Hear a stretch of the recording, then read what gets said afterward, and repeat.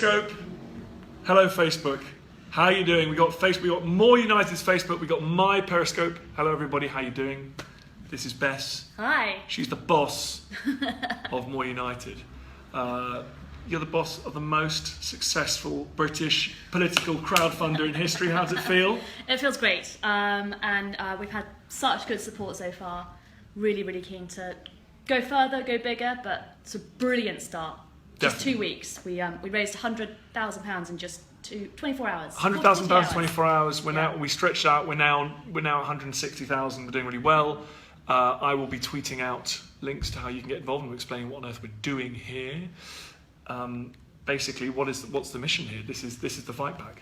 Yeah, this is us making a stand. It is. So More United set up earlier this year following quite a turbulent year, and actually Dan here got heavily involved from the start. Actually, Dan, I meant to ask you, what was your sort of motivation behind doing that? Well, my motivation was really quite simple. Me and lots of other historians. Thanks for sharing, by the way, on Twitter, guys. Much appreciated on Periscope. My motivation is very straightforward. The world's in a very strange place at the moment. We're having conversations we never thought we were going to be having in our lifetime. It sounds a little bit like some of the conversations we had in the 1930s. The extremes are on the march in our world at the moment, right across the Western world. And lots of other historians, not just me, are worried about that. We want to do something, we want to make a stand, we want to get positive, and we want to strike a blow against the march of the extremes, and we're doing it right here at More United. So that's why I'm involved. I didn't want to be the one that had to say to my grandkids, I didn't do anything, I didn't stand by idly whilst negative, backward-looking forces were on the march. And so I got in touch with you guys, and it was very cool, and we've got a crowdfunder, and we're going to try and support good candidates, get them into the British Parliament who back our values and basically I feel that the fight against the extremes starts here, and we're doing something positive. And people seem to agree, because lots of people are joining, and lots of people have got involved. It's good to see you all. Hello on Facebook. How are you doing? Good to see you guys. Cool. So actually, we've got a question about similar to what you were just saying from Dom via Twitter, who says, question for the History Guy. Yes. Dom. What parallels do you see between the public mood, UK and globally, now and in the 1930s?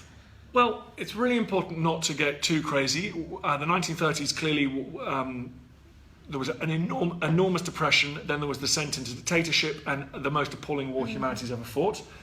I don't think we're there, and I hope we're not there, and history doesn't just repeat itself in that simple way, but we've got to be vigilant. And in the 1930s, lots of people were saying the reason for the economic depression, they were blaming foreigners, they were blaming international arrangements, treaties, organisations, they were blaming openness, and they were blaming the kinds of things that people... So that language is being echoed today, and that is disturbing. That's why I'm involved. That's why lots of other historians like Simon Sharma's involved. Thank you very much, guys, for sharing and retweeting. Lots of that going on Periscope. Keep asking questions on Facebook. And so the parallels are there. They are alarming. People are scapegoating. There's the anti-Semitic language being used right across Europe and North America. There has been an increase in racial attacks here in the UK. And so that, whilst not wanting to cry wolf and not panicking, we're saying no, enough is enough. Mm-hmm. And if you believe that what we've achieved in the last 60 years here in the UK and in the West has been to build the most incredible economies the world has ever seen, create the most advanced societies, if you're positive about technology, if you're positive about the future, and if you believe that what we've created is good and has value here, and we've lived in peace between the great powers for decades, then that's something worth fighting for. Definitely. I can't agree more with that. Good. Well, I'm glad we're in agreement there. Someone's asking, I shouldn't have put Facebook on the slant there, because I can't read the question. But we've got our man who's reading them out. Anything else? What do we got? Cool. So John via email, and guys, if you want to email in hello@moreunited.org.uk, as well as tweet your questions and comments on the Facebook Live. John via email has said, specifically in relation to what we're doing with More United, what safeguards will you put in place to ensure the only criteria required for a candidate to receive support, because More United are crowdfunding to give candidates support to get elected? What are the safeguards you're going to put in place? Are the acceptance of our values rather than membership of any political party? Yeah, so this is not about we're not about, in the Britain, if you're watching this in the UK, this is not about being pro or anti-Labour, Tory, Liberal Democrat. This is about a broad set of values, right? And so that's what they're going to be signing up to, these MPs, these candidates. Yes, exactly. And I think, from my point of view, More United is totally party blind. We don't care about what party people are from. Yeah. We care about people, not parties.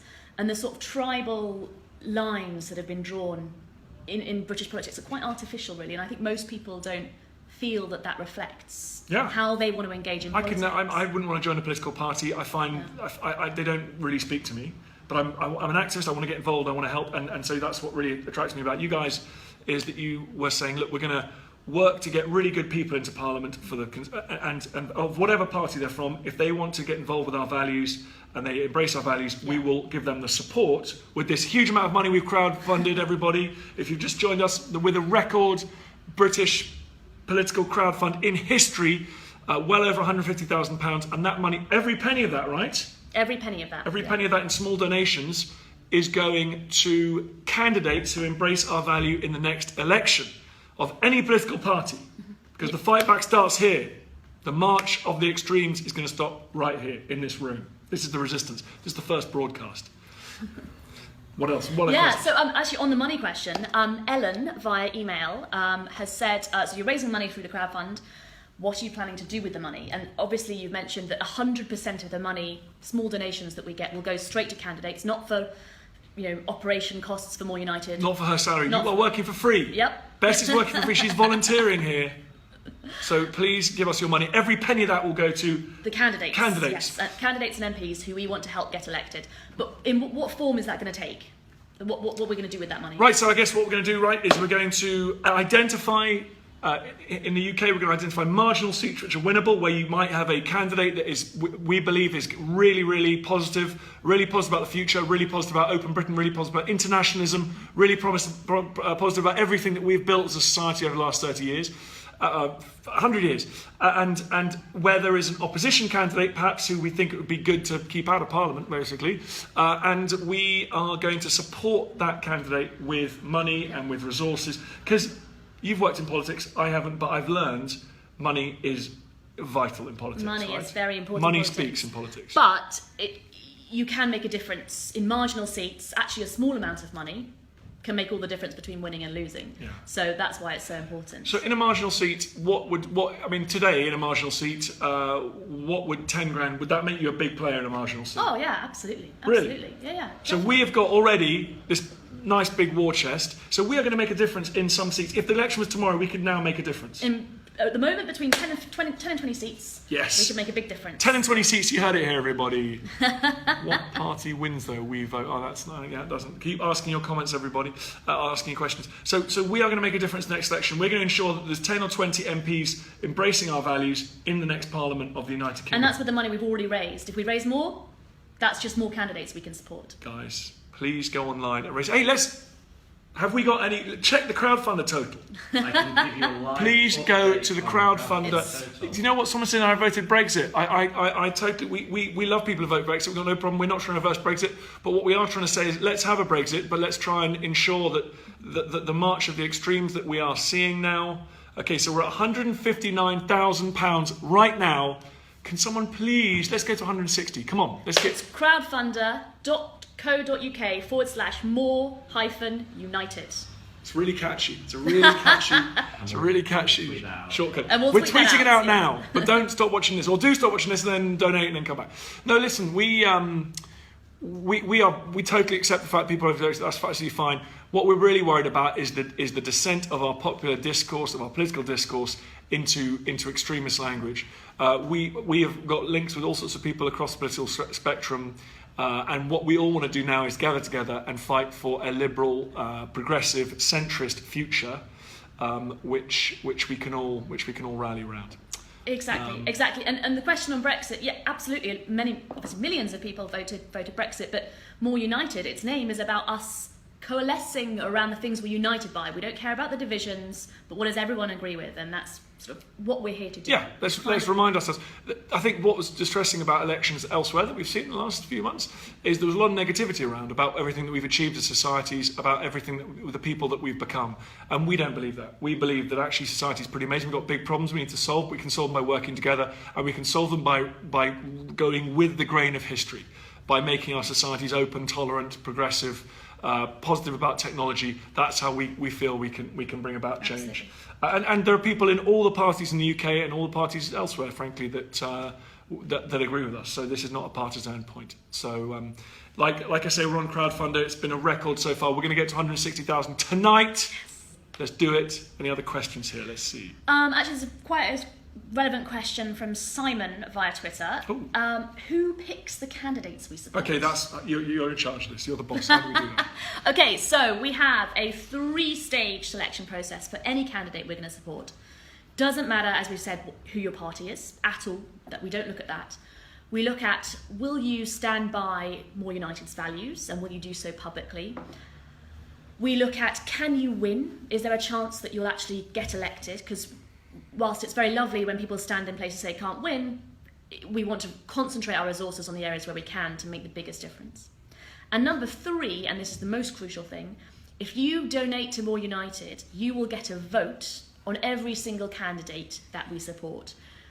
We already supported, many of you may have seen the by-election in Richmond recently. We actually supported Sarah Olney, who won, which was fantastic. We helped her, we did some volunteering, we delivered a lot of leaflets to her constituency and really got out the vote for her. But our supporters voted for her. We didn't make that decision ourselves. You guys, if you donate to the crowdfund, will be able to have that right, and that's really important. Yeah, I think if you want to get involved in politics, if you're worried about everything going on in the world at the moment, and I am, and we're frankly, some of the language is a bit scary, and some of the ideas going around are a bit scary at the moment, and they are resonant of the 1930s. If you want to make a stand and you want to do something, that starts right now. You can do it here.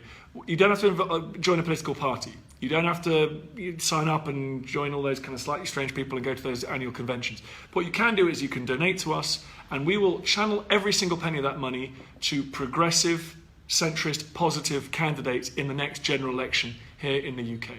And that's as simple as that. If you want to make a stand, it starts here. Exactly. Great. Another question. Wouldn't it... this is from Zach via email. Zach. Hello, Zach.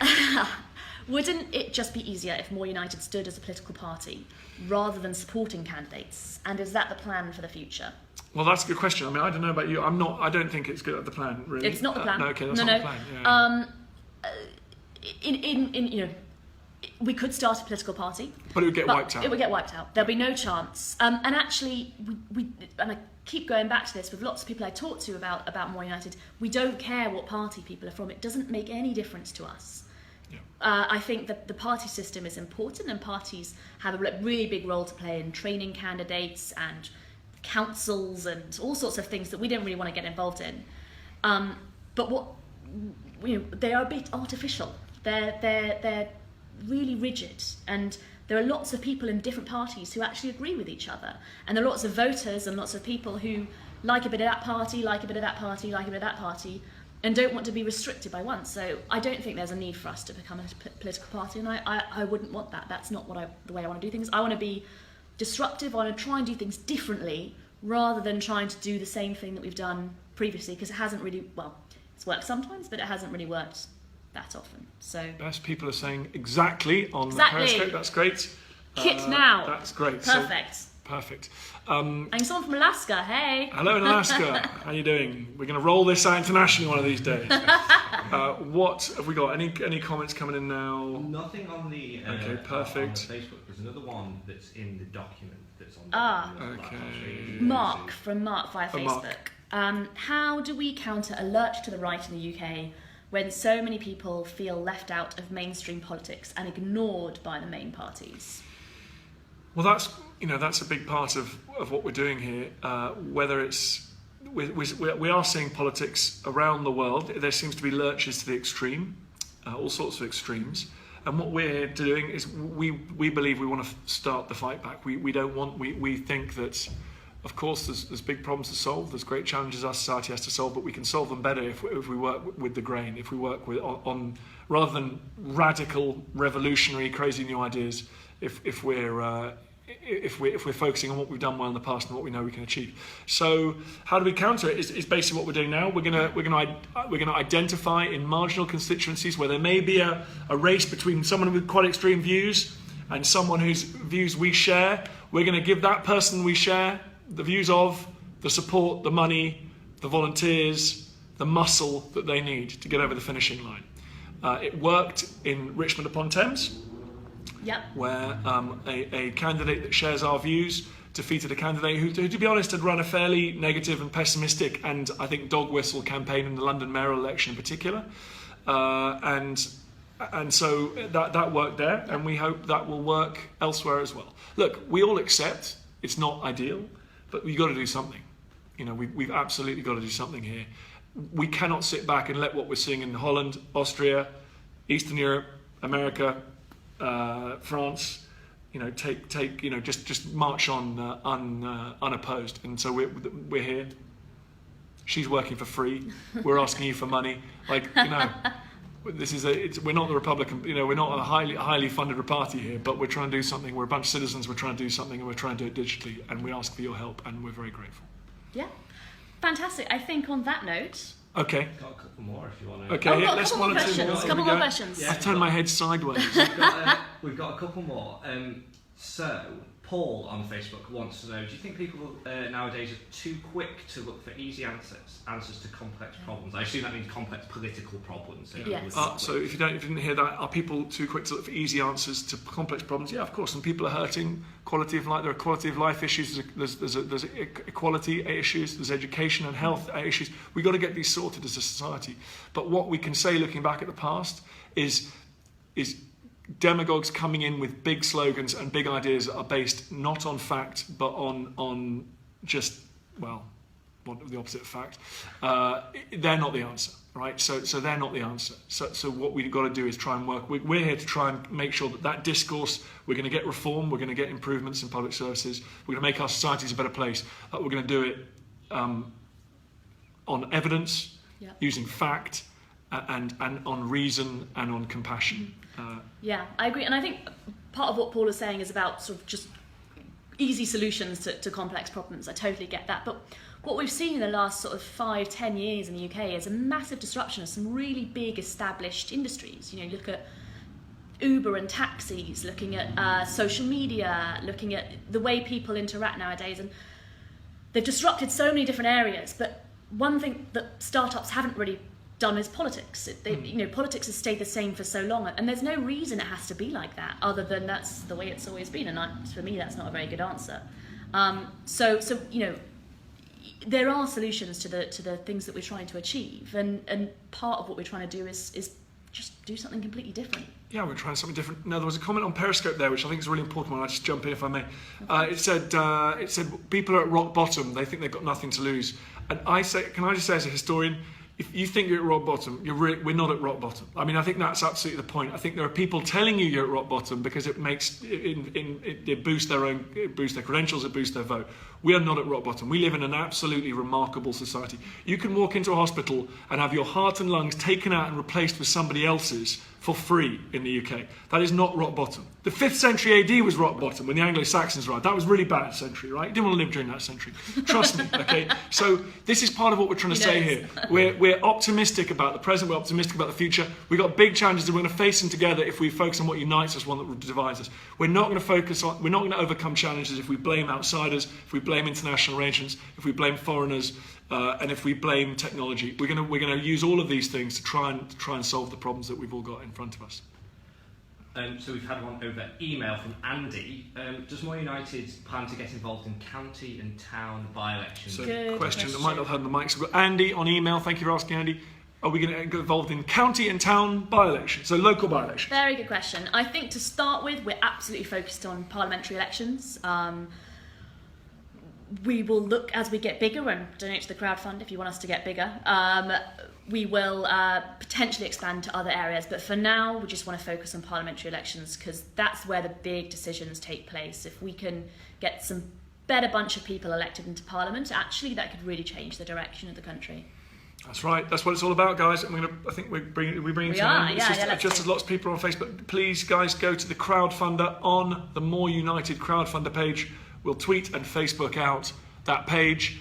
We are on £160,000. We've broken the crowdfunding record for British politics. We are getting better people into Parliament. We are making a stand against the march to the extremes. If you want to do something, if you've been a little bit freaked out by the world news this year and you want to do something, do this. Back her. She's awesome.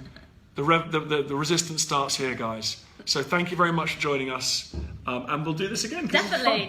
I enjoyed this. Thanks, guys. See you later, everybody. Bye-bye.